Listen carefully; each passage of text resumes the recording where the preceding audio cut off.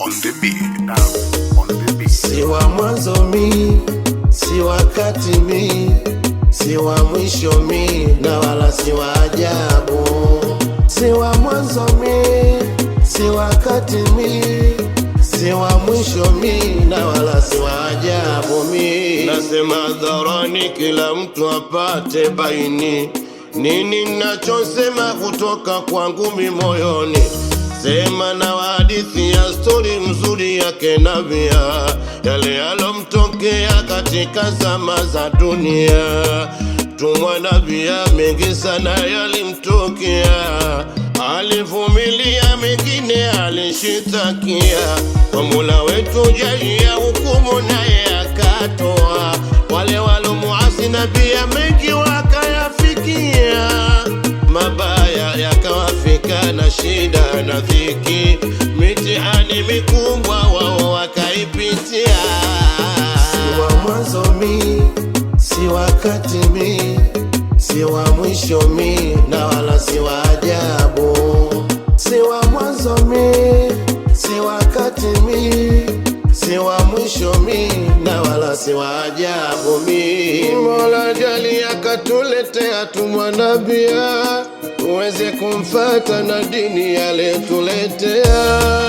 Sheria ya dini yote kuizingatia, tuweze kuyafanya mazuri tena ya kisheria.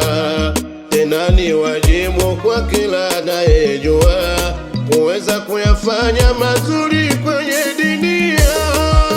Wanyama na ndege walifurahia kuzaliwa kwake tumwa Nabia, waliotoka mbali walikuja vizuri wakampokea rasuli jamani. Si wa mwanzo mi, si wakati mi, si wa mwisho mi, na wala si wa ajabu. Si wa mwanzo mi, si wakati mi, si wa mwisho mi, na wala si wa ajabu mi. Si wa mwanzo mi, si wakati mi, si wa mwisho mi, na wala si wa ajabu. Si wa mwanzo mi, si wakati mi, si wa mwisho mi, na wala si wa ajabu mimi.